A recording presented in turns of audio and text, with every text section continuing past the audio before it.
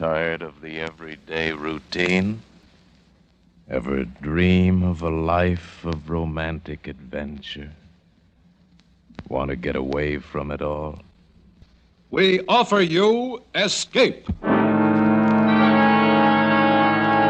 Escape, designed to free you from the four walls of today for a half hour of high adventure. Tonight, we escape to Yucatan with a man and woman who dare defy the curse of the ancient priests of Maya to find a hidden jungle shrine and millions in jewels and gold. As Les Crutchfield and Paul Pierce tell it in The Golden Snake.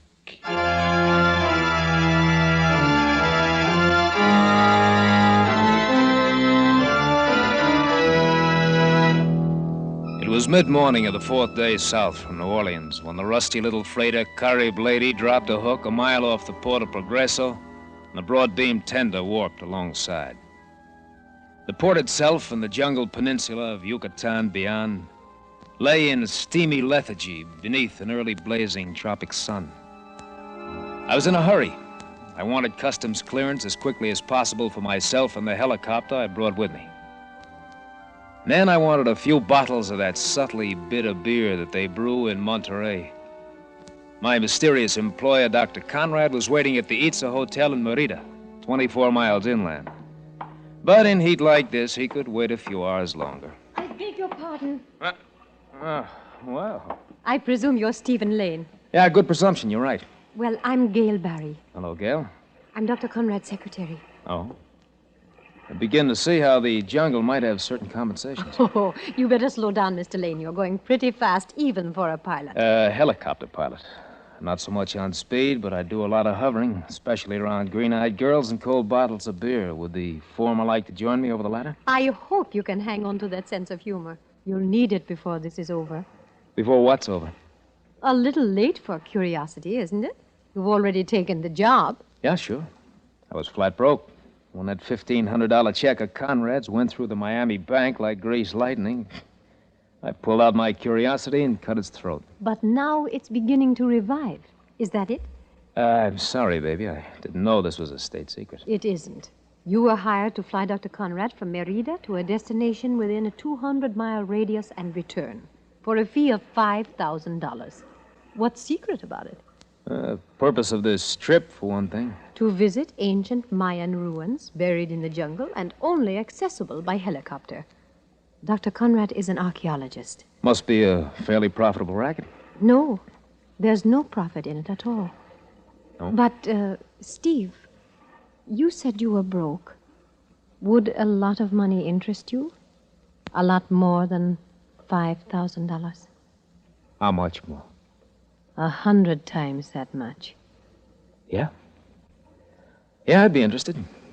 So? Check through customs. And let's have that bottle of beer. We had the beer, all right. But we didn't have any more conversation about money. Gail was beautiful, vivacious, and talkative, but on that subject, she clammed up tight. But at certain times and with certain people, money isn't everything. It was 5 o'clock in the afternoon before we took off in the helicopter and flew south to Merida and Dr. Conrad.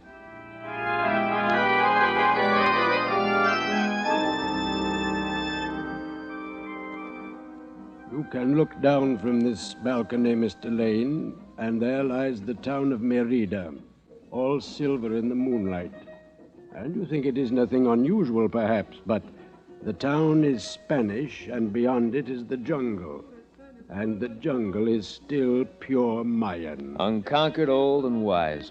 Yeah, I've heard that theory before, Dr. Conrad. And you disagree with it, perhaps? I don't know. I've been watching some of the natives around the hotel here this evening, and there is something about their expression or their eyes. I don't know. Well, I've spent my life studying them, and I do know, Mr. Lane. The Mayans are one of the oldest and strangest races on the face of the earth. The jungle out there swallowed up their pyramids and their temples long ago, and the Spanish conquerors destroyed their records and writings. But they still speak the language, and they still remember. I think it's something in their eyes, as you noticed. About the trip that we're going on, is it to one of these ruined temples or pyramids? Yes, Where? south and east, more or less. Within 200 miles of here. We'll have to follow landmarks. You've been there before, then? Yes, there are no trails and no water. Snakes, army ants, fever. Average progress is 2 miles a day. And I assume that the purpose of the trip is archaeological exploration? Of course, Mr. Lane, I would have no... Dr. Conrad, I checked the invoices for the equipment. They're all correct. I left them in your room. Fine. Thank you, Miss Barry. I'll sign them later. All right, Dr. Conrad. I'll be in my room if you want me for anything. Good night, Mr. Lane. Oh, good night, Miss Barry. Look, Dr. Conrad, I think it's about time you told me the real purpose of this trip. But I did tell you. What makes you think that there Look, $5,000 is too much money for a 3-day flying trip to look over some ruins. So? Mr. Lane, can you keep your mouth shut? That depends. There'll be more in it than $5,000 if it goes all right. Illegal, I suppose? No, but dangerous. More dangerous than you can ever imagine. What kind of danger? From the Mayans. This involves a violation of the most sacred shrine in their history, the theft of their most sacred object, one they won't even admit exists. Oh, treasure hunt, huh? Not a hunt, Mr. Lane. I've seen the object. I know where it is. Is, Miss Barry in on this? She's merely the secretary of a scientific expedition. You and I are the only ones who know different. What about the men who were with you before? They were interested only in the ruins. They never saw the treasure. Yeah, but they do know the location of the place. No, Mr. Lane. Not anymore. Well, why not? Because all 4 of them are dead.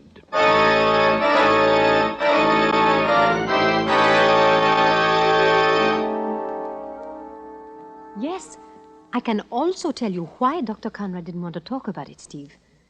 It's because of that obsession of his, that fear of the Mayans and their vengeance. Yeah, but you feel it yourself. You told me earlier. No, not fear. Something else. Something deeper. Oh, Steve, please, get out of my room now. If Dr. Conrad found you in here, it would ruin everything. Honey, look, if I'm going to play games, I've got to know the odds. But I've already told you Dr. Conrad had nothing to do with their deaths. I know. 4 fatal accidents within a year. What kind of accidents? Different kinds. The first one happened 6 months after the joint expedition. Dr. Bentley and the original pilot took off from Merida and crashed in the jungle 10 miles from town. They were both killed. The native guide got out with a broken leg. I see. 2 months later, Dr. Pelton started overland through the jungle. A week out of Merida, he was bitten by a snake and died at one of the native Chicle camps. And the other man? His name was Dr. Blom. He tried to come north from Guatemala by canoe and was drowned when it capsized. Oh, by himself, was he? No. His native guide recovered the body. Native guide. In every case, it was a Mayan native. In at the death, you might say. Yes. That's what worries Dr. Conrad. Look, were all of these men trying to get back to that same temple? I think so. Because of the treasure? Probably. They knew they'd found the long-lost temple of Kukulkan, and they knew the legends. All right. Where do you fit in? What's the difference, Steve? You don't mind, do you? Mine? I like it. I also like to know the score. I'll do better by you than Conrad would. Much better. All right, baby. I'll buy that. Only there's one thing. Conrad hasn't told this to anybody before. How did you find out? From my father, Steve. Before he was drowned in a river in Guatemala. My real name is Blom. Yeah, I'd figured. Even though she'd never been to Yucatan before, she'd learned enough Mayan history and legend from her father to worm her way into Conrad's employ. The treasure, whatever it was, belonged to her as much as to Conrad. And given halfway even odds, I'd rather play Gail's game any day in the week, and twice on Sundays.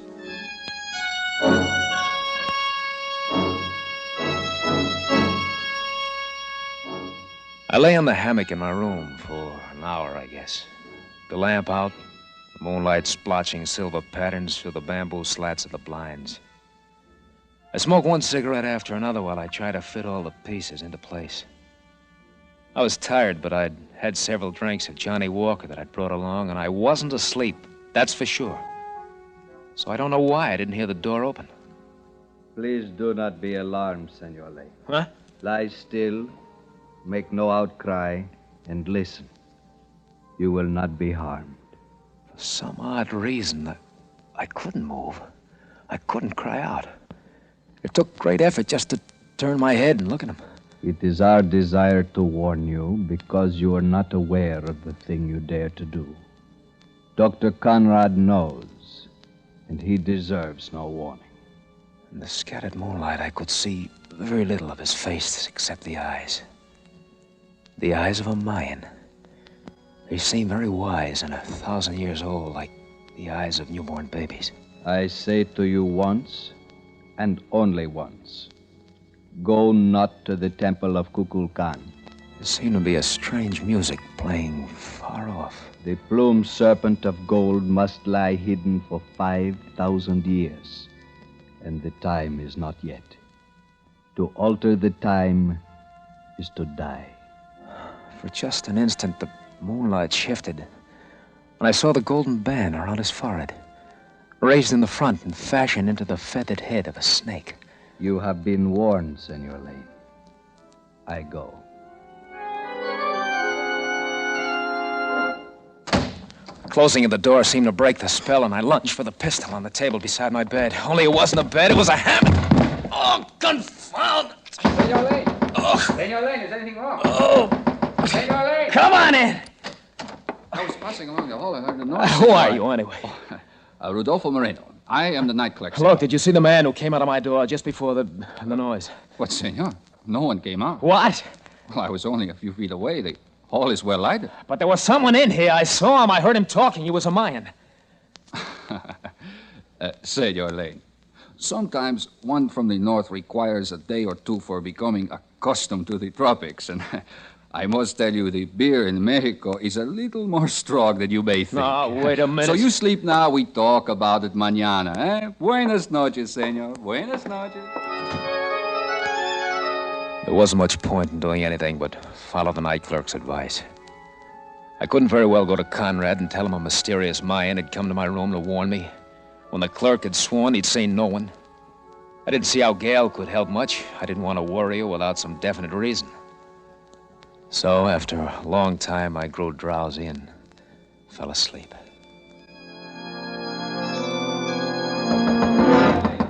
Senor Lane, wake up. What? It is I, Moreno. Wake up, senor. All right, wait a minute. What is it, Moreno? What's wrong? Your friend, senor. Dr. Conrad. His heart, I think. What? What do you mean? Well, I hear him cry out. I go for help, but it was too late, senor. He is dead.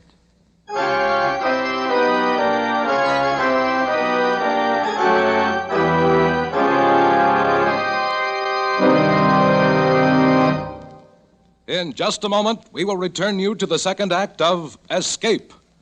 But first, Molly Goldberg's warm-hearted approach to life has gotten her into mix-ups over and over. But this Saturday night, Molly really shoots the works. Molly and Jake have planned a motor trip to Florida. But when the people who've been invited to ride along get together, Grand Central Station couldn't hold them all. What happens to the trip? Be listening this Saturday night when the Goldbergs bring their warm, rich humor to most of these same CBS stations. And now, for the second act of Escape.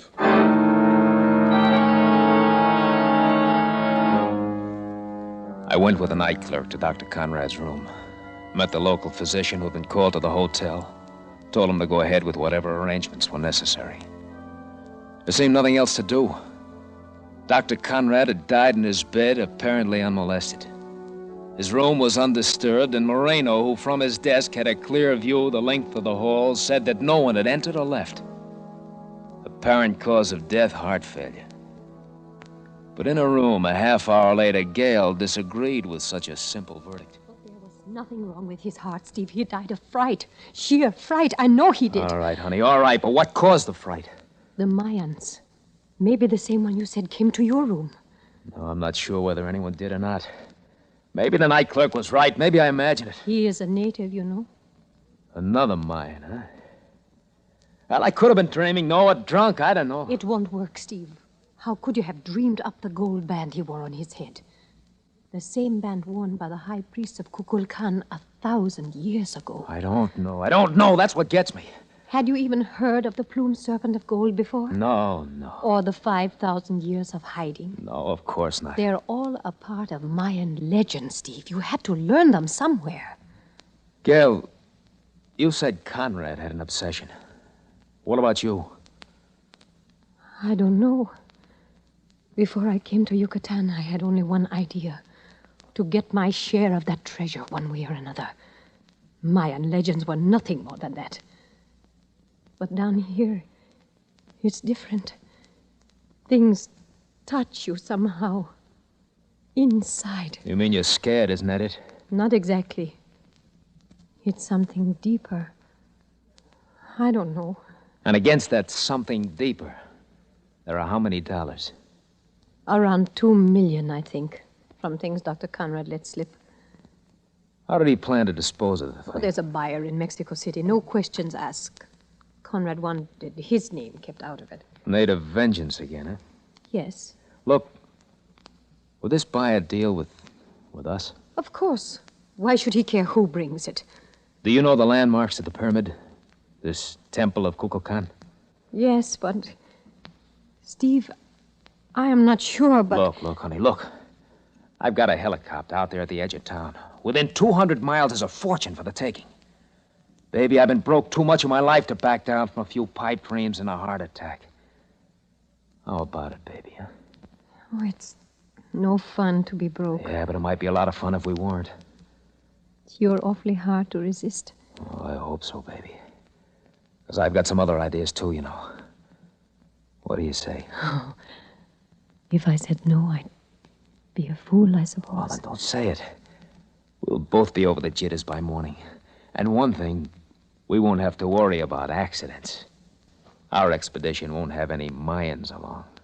Oh, Steve, I told you Dr. Blom was my father. He met my mother in Mexico City. She died right after I was born. But she came originally from Yucatan. And she was a Mayan.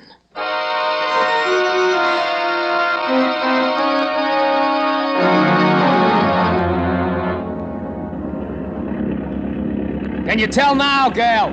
Are you sure this is it? We won't land if you're not. I think so. There's the old stone roadbed in the jungle to the south. The pyramid runs southeast-northwest. The temple ruins are at the north. The jungle has grown up over the west slope. All the landmarks check, Steve. This is it. All right, honey, hang on. We're going down. The Mayans didn't know it, but when they built these pyramids flat top, they were getting ready for the helicopters. We're down.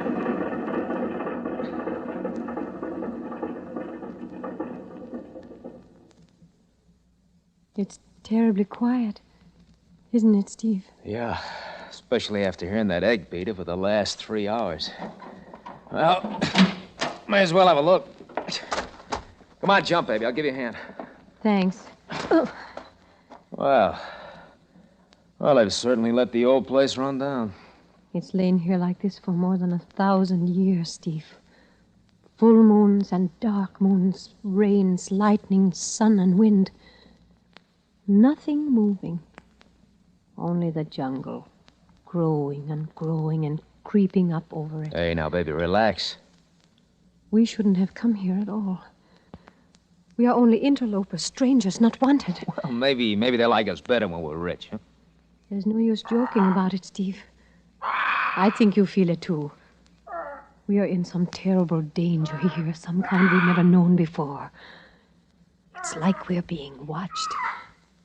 Only there are no watchers. Well, not unless you count that parrot there in the lianas. A parrot. A feathered bird. A feathered snake. Now, look, Gail, look, we've talked this all out. We're here now. We're going to go through with it. I admit that I feel just as... Well, this morbid talk of yours isn't helping anything. I'm sorry, Steve. I feel so strange. Oh, it's just nerves. Forget it. Okay, baby. It's a deal. Come on. Let's go find that cave.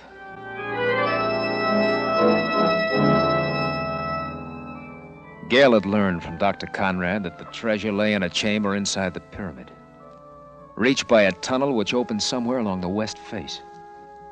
And the length of rope he'd specified in the equipment, we knew about how far down the west face. So we started working our way along at that level. Gail carried the rope, flashlights, and a hacksaw, while I swung a machete against the lush growth of jungle that made every yard of progress a measure of hard work and sweat. It was late afternoon before I slashed through a green thicket of banana palms and saw it before me, black and forbidding. Framed in hieroglyphic stone was the squat, square mouth of the tunnel. Its floor was paved with bricks velveted in green moss, undertrodden for centuries. A cool draft floated out against the jungle heat, inviting and repelling. Gail and I looked at one another for a long moment, saying nothing. And then, flashlights in hand, we walked into the tunnel. Careful, honey, careful. The ceiling is low in places. I'm watching, Steve. There may be snakes. Our boots ought to protect us. Seems to be widening out a little. I think maybe... Yes. There's a room right ahead, Steve. Good. Wonder if there's anybody home. Steve, don't joke, please. Oh, I'm sorry, honey. Here we are. Oh, it's a big room. Yeah. I'll say it is, and I wonder where it's... Steve! Swing your light over there. Look. On a raised stone dais in the center of the cave, gleaming and glittering in the blaze of our lights, was a great figure wrought in plates of pure gold. A massive golden snake studded and jeweled with feathers of cut emerald. Steve, it's Kukulkan, the plumed serpent of gold. $2 million, baby. 3 million is closer, maybe 4. Why, the gold alone and those emeralds. Let's go now. Now, Steve, before it's too late. It must weigh a ton. Now I see why Conrad included hacksaws in the equipment. Here, honey, you owe my light. What are you going to do? Old money bags has to be cut up before we can pack them out. May as well see how much of a job it'll be. Steve! No! Yeah, what's the matter? There's something here. Something old and wise and powerful. It's watching us. I can feel it. Oh, now wait, baby. Don't... Anyway, it's really too late to do anything today. We've seen it now, Steve. Let's leave it just the way it is. Just until tomorrow. It's almost dark now. Please. Please, Steve. All right, Gail, all right. Come on, let's get out of here.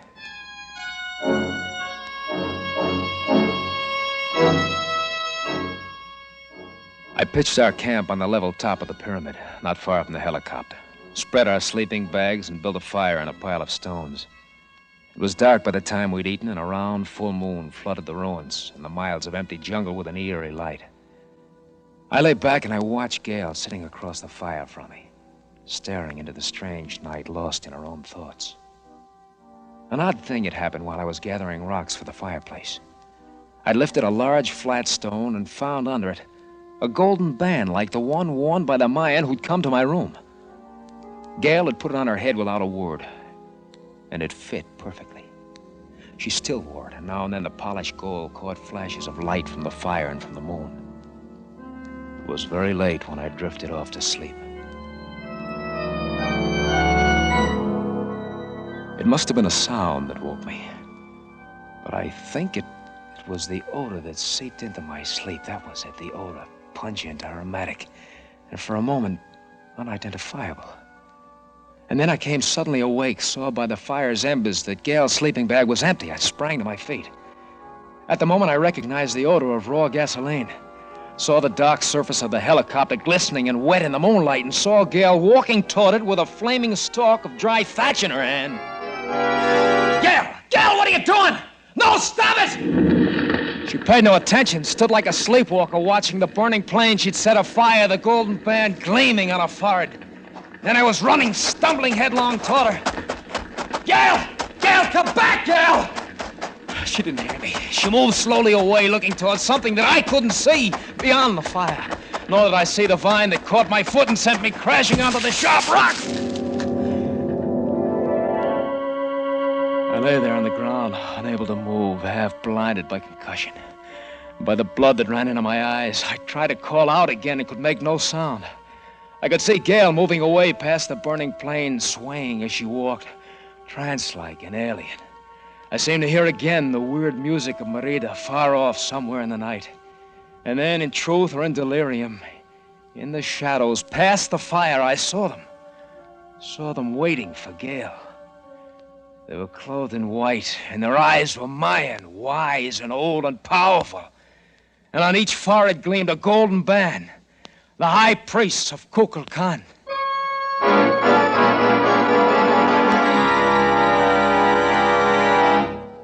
Senor, you feel better now, no? Better? I don't know. Who are you? Only a poor farmer, senor. Farmer? Where am I? In my casa, senor. You have been very ill from a bad wound to the head. But how did I get here? 3 days ago, you come from the jungle, fell at my door. I take care of you. Oh, thank you. Thank you very much. Sometimes you fight with me, say crazy words. But I know it is only the head is broken. I was running. I fell against a rock.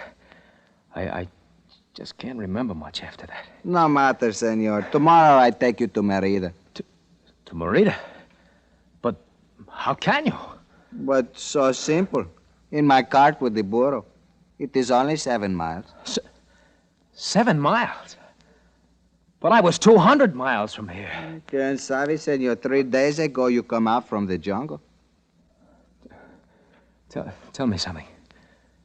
Are you a Mexican? Pues, senor, I am a citizen of Mexico, but by birth, I am Mayan.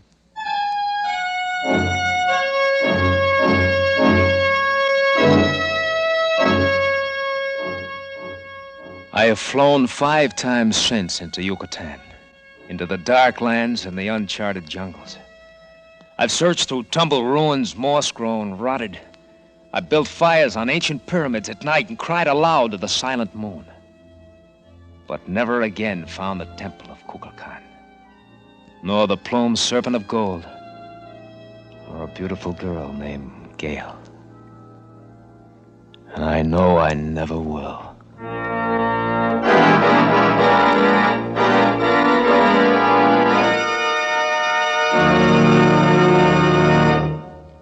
Escape is produced and directed by William N. Robeson. Tonight we have presented The Golden Snake, adapted for radio by Les Crutchfield from an original story by Paul Pierce.